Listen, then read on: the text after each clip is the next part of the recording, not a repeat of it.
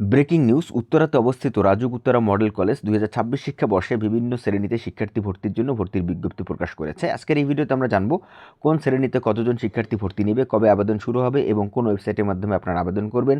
এছাড়াও অন্যান্য বিভিন্ন বিষয় আজকের এই ভর্তির বিজ্ঞপ্তি থেকে আমরা জানবো। স্কুলটিতে কিন্তু অনলাইনে আবেদন করতে হবে, কীভাবে অনলাইনে আবেদন করবেন তা নিয়েও আমরা ভিডিও প্রকাশ করব। সেই ভিডিওটি যাতে মিস না হয় তাই এখনই আমাদের চ্যানেলটা সাবস্ক্রাইব করে রাখুন। আর ভিডিওটি ভালো লাগলে অবশ্যই লাইক করবেন। এছাড়াও অনলাইনে আবেদন করার জন্য আপনারা জানেন দোকানে ভিড়ের ভিতরে গিয়ে দীর্ঘ সময় অপেক্ষা করতে হয়।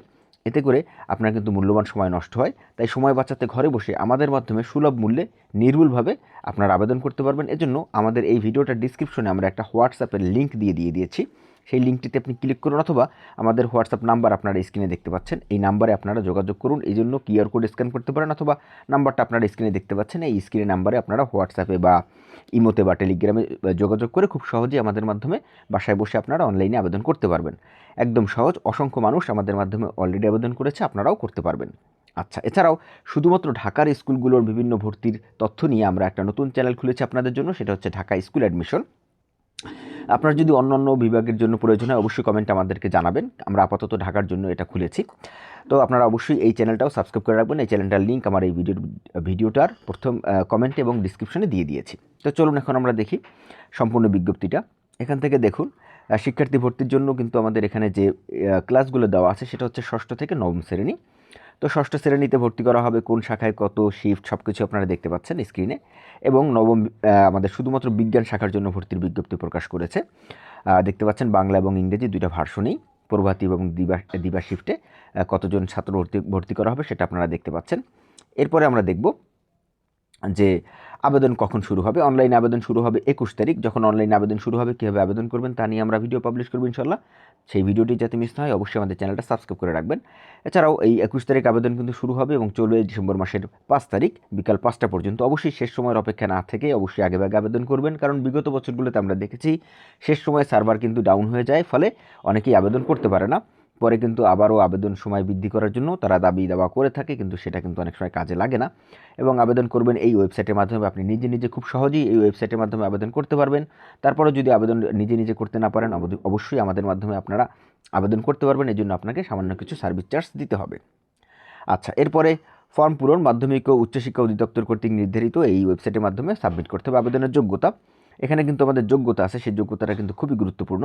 2025 সালে পঞ্চম শ্রেণীর বার্ষিক পরীক্ষায় উত্তীর্ণ শিক্ষার্থীরা আবেদন করতে পারবে। অনলাইন ভেরিফাইড জন্মসনদ অনুযায়ী 31/12/2025 তারিখে বয়স হতে হবে 10 থেকে 12 বছরের মধ্যে। পঞ্চম শ্রেণীর বার্ষিক পরীক্ষায় ন্যূনতম গড় নম্বর 70% এবং বাংলা, ইংরেজি ও গণিত বিষয়ে আলাদাভাবে ন্যূনতম 80% নাম্বার থাকতে হবে। বুঝতেই পেরেছেন, যেখানে কিন্তু বাংলা, ইংরেজি এবং গণিতে যারা ভালো তাদেরকেই শুধুমাত্র নেওয়া হবে। 80% নাম্বার ভালো না হলে কিন্তু পাওয়া যায় না। ভর্তির সময় অবশ্যই বার্ষিক পরীক্ষার মার্কশিট এবং টেবিলেশন শিট সংশ্লিষ্ট শিক্ষা প্রতিষ্ঠানের প্রধান কর্তৃক সত্যায়িত করে জমা দিতে হবে।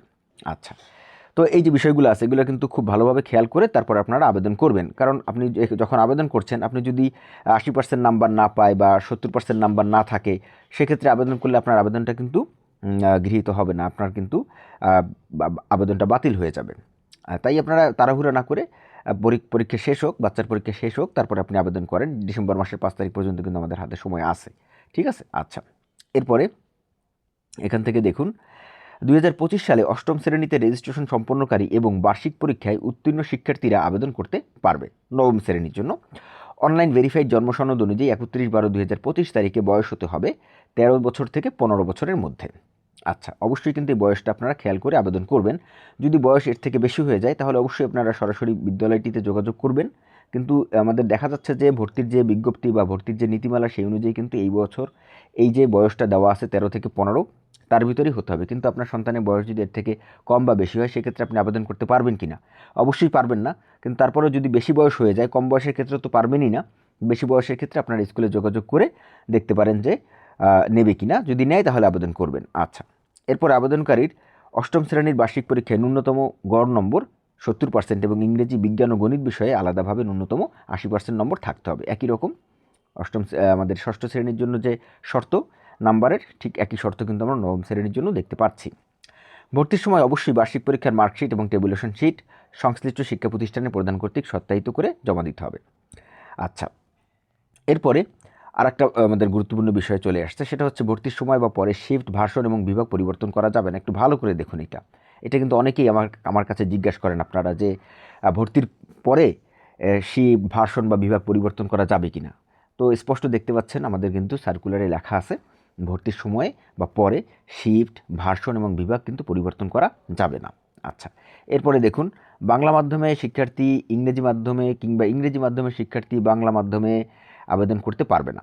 অর্থাৎ যে শিক্ষার্থী যে ভার্সনে আছে সেই শিক্ষার্থীকে সেই ভার্সনই আবেদন করতে হবে, অন্য কোনো মাধ্যমে কিন্তু আবেদন করা যাবে না। বাংলা মাধ্যমে যারা পড়ে আসছে ক্লাস 5-এ সে বাংলা মাধ্যমে আবেদন করবে, আর যে ক্লাস 8-এ ইংরেজি মাধ্যম পড়েছে সে ক্লাস 9-এ ইংরেজি মাধ্যমে আবেদন করবে। উল্লেখ্য যে এ কলেজে অধ্যয়নরত এবং ছাড়পত্র গ্রহণকারী কোনো শিক্ষার্থী ভর্তির জন্য আবেদন করতে পারবে না। আচ্ছা, তাদেরকে ভর্তির জন্য কোনো আবেদন করার দরকার নেই, তারা এমনিতেই এখানে ভর্তি হতে পারবে। উত্তরা পূর্ব ও পশ্চিম থানায় বসবাসরত শিক্ষার্থীরা ক্যাচমেন্ট এরিয়া কোটায় আবেদন করতে পারবে। এটা কিন্তু আপনাদের জন্য খুব ভালো একটা খবর। সেটা হচ্ছে যে তাদের কিন্তু ক্যাচমেন্ট এরিয়া কোঠা রয়েছে এবং সেই ক্যাচমেন্ট এরিয়ায় উত্তরা পূর্ব এবং পশ্চিম থানায় বসবাসরত শিক্ষার্থীরা আবেদন করতে পারবে। আপনারা জানেন ক্যাচমেন্ট এরিয়ায় কিন্তু 40% শিক্ষার্থী ভর্তি করা হয়ে থাকে, অর্থাৎ 100 জনের ভিতরে কিন্তু 40 জন এই ক্যাচমেন্ট এরিয়া বা স্কুল সংলগ্ন যে এলাকা রয়েছে সেখান থেকে ভর্তি করা হয়। তাহলে অবশ্যই আপনারা যদি ক্যাচমেন্ট এরিয়ার ভিতরে থাকেন অবশ্যই কিন্তু আপনি সেই ক্যাচমেন্ট এরিয়া কোটা দিবেন। আমি আবার বলছি, অবশ্যই কিন্তু ক্যাচমেন্ট এরিয়া কোটা দিবেন, তাহলে আপনার সন্তানের ভর্তি হওয়ার সম্ভাবনা অনেক অনেক গুণ বৃদ্ধি পাবে ইনশাল্লাহ। আর ভিডিওটি ভালো লাগলে অবশ্যই লাইক করবেন। আপনারা কিন্তু অনেকেই ভিডিও দেখেন কিন্তু লাইক করতে ভুলে যান, অবশ্যই লাইক করবেন। ভিডিও লাইক করলে কিন্তু ভিডিও বানানোর আগ্রহ এবং ভিডিও বানানোর যে আপনার মোটিভেশন সেগুলো অনেক বৃদ্ধি পায়। আরেকটা কথা হচ্ছে যে আমাদের চ্যানেলটা কিন্তু সাবস্ক্রাইব করে রাখবেন।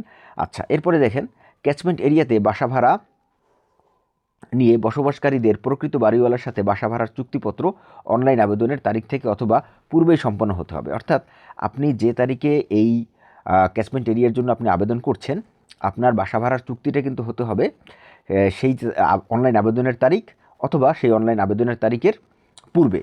তার মানে আপনি যদি অনলাইনে আবেদন করেন 21 তারিখ, তাহলে কিন্তু আপনার অবশ্যই বাসা ভাড়ার চুক্তিটা হতে হবে নভেম্বর মাসের 21 তারিখের আগে। এখন দেখা গেল যে আপনি 21 তারিখে আবেদন করলেন কিন্তু বাসা ভাড়ার চুক্তি দেখালেন ডিসেম্বর মাসের 1 তারিখ, সেক্ষেত্রে আপনি কিন্তু ক্যাচমেন্ট এরিয়া কোঠায় আর আবেদন করতে পারবেন না। ফলে 100 জনের ভিতরে 40 জন যে ক্যাচমেন্ট এরিয়া বা স্কুল সংলগ্ন এলাকা থেকে নেওয়া হবে, অর্থাৎ উত্তরা পূর্ব ও পশ্চিম থানায় বসবাসরত এলাকা থেকে নেওয়া হবে, আপনি যদি ভাড়াও থাকেন সেক্ষেত্রেও কিন্তু আপনি আবেদন করতে পারবেন এই কোঠাতে, কিন্তু সেটা আপনার আর তখন পাবেন না। কারণ আপনি আবেদন করেছেন 21 তারিখে, অথচ নভেম্বর মাসের 21 তারিখ আপনি আবেদন করেছেন নভেম্বর মাসের 21 তারিখ, অথচ আপনার যে কাগজটা আপনি জমা দিয়েছেন সেটা আপনি আবেদন করেছেন 21 তারিখে, কিন্তু দেখা গেল যে আপনার বাড়ি ভাড়া নিয়েছেন আপনি ডিসেম্বর মাসের আপনি হয়তো বা 3 তারিখ। তাহলে ডিসেম্বর মাসের 3 তারিখে আপনি বাড়ি ভাড়া নিয়েছেন, কিন্তু চুক্তিপত্র হচ্ছে ডিসেম্বর মাসের 3 তারিখ, অথচ আবেদন করেছেন নভেম্বর মাসের 21 তারিখ। ফলে আপনি কিন্তু কোনোভাবেই এই ক্যাচমেন্ট কোটাতে আর ভর্তি করতে পারবেন তো না, উল্টো আপনার কিন্তু যে ক্যাচমেন্ট কোটায় আপনি নির্বাচিত হয়েছেন আপনার কিন্তু নির্বাচনটাই বাতিল হয়ে যাবে।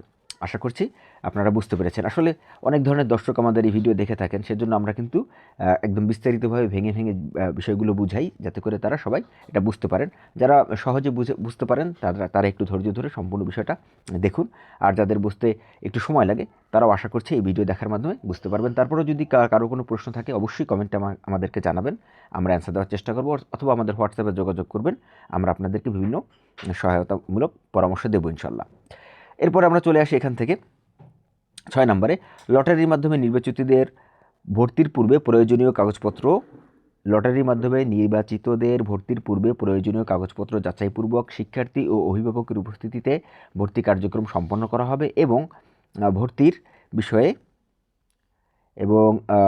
বিষয়ে কলেজ কর্তৃপক্ষের সিদ্ধান্তই চূড়ান্ত বলে গণ্য হবে। একজন শিক্ষার্থী একই শিফট, ভার্সন বা বিভাগে একাধিকবার নির্বাচিত হলে তার আবেদন বাতিল বলে গণ্য হবে। আচ্ছা, এখানে যে বিষয়টা বলা হয়েছে সেটা হচ্ছে যে একজন শিক্ষার্থী যদি একই শিফটে একাধিকবার নির্বাচিত হয়, অর্থাৎ কেউ যদি একের অধিক আবেদন করে থাকেন বিভিন্ন জন্ম নিবন্ধন পরিবর্তন করে বা ইত্যাদি ইত্যাদি, সেক্ষেত্রে কিন্তু দেখা গেছে যে একই শিক্ষার্থী 2বার নির্বাচিত হলে এখানে কিন্তু সফটওয়্যারটা খুবই স্মার্ট। এই স্মার্ট সফটওয়্যারে আপনি এই কাজ কখনোই করবেন না, তাহলে কিন্তু আপনার এই স্কুলের আবেদন তো বাতিল হবেই, অন্যান্য যে স্কুলে আপনি আবেদন করবেন সেখানেও কিন্তু আপনার ভর্তি বাতিল হয়ে যাবে। আমরা বিগত দিনে সেই ধরনের সমস্যা অনেক পেয়েছি, তাই আমি আপনাকে আবারও অনুরোধ করব এবং সাবধান করব, আপনি এই ধরনের কাজ করবেন না। প্লিজ দয়া করে আপনি একাধিকভাবে একাধিক নামে আবেদন করবেন না। একাধিক নামে বা একাধিক জন্ম নিবন্ধন সনদ দিয়ে আপনি ইনশাল্লাহ আশা করব কখনোই আবেদন করবেন না। একদম সব কিছু সলিড দিয়ে আপনি আবেদন করবেন, নির্ভরযোগ্য তথ্য দিয়ে এবং নির্ভুল তথ্য দিয়ে আবেদন করবেন। আচ্ছা, এবং তারপরে যেটা বলা হয়েছে, অভিভাবকের বিরুদ্ধে আইনানুগ ব্যবস্থা গ্রহণ করা হবে, যেটা কোনোভাবেই কারোর জন্যই কাম্য না। ভর্তির বিস্তারিত তথ্য কলেজ নোটিশ বোর্ড এবং কলেজ ওয়েবসাইট থেকে জানা যাবে। কলেজের ওয়েবসাইট থেকে জানতে পারবেন, এছাড়াও আমাদের মাধ্যমেও জানতে পারবেন ইনশাল্লাহ। আমরা কিন্তু আমাদের চ্যানেলে রাজুক উত্তরা কলেজে ভর্তি নিয়ে বিভিন্ন আপডেট ভিডিও প্রকাশ করবো ইনশাল্লাহ। সেই ভিডিওগুলো যাতে মিস না হয় আমাদের চ্যানেলটা এখনই সাবস্ক্রাইব করে রাখুন। এছাড়াও আপনারা অবশ্যই হেল্পলাইন যে নাম্বারটা দেওয়া আছে সকাল 9টার পরে আপনারা এখানে ফোন করে এখান থেকে হেল্পলাইন থেকেও আপনারা বিভিন্ন রকম সহায়তা পাবেন ইনশাল্লাহ। তো আশা করছি ভিডিওটা আপনাদের উপকারে লেগেছে, উপকারে এসেছে। উপকারে আসলে অবশ্যই লাইক করবেন, আমাদের চ্যানেলগুলো সাবস্ক্রাইব করে রাখবেন। ঢাকার জন্য যে চ্যানেলটা আছে সেটা সাবস্ক্রাইব করে রাখবেন। আমাদের সাথে যোগাযোগ করার জন্য হোয়াটসঅ্যাপে যোগাযোগ করবেন এবং অবশ্যই আমাদের মাধ্যমে আবেদন করার জন্য আমাদের হোয়াটসঅ্যাপে যোগাযোগ করে আমাদেরকে জানাবেন। তো এই ছিল আজকের ভিডিওটি ভালো লাগলে অবশ্যই লাইক করবেন। আল্লাহ হাফেজ।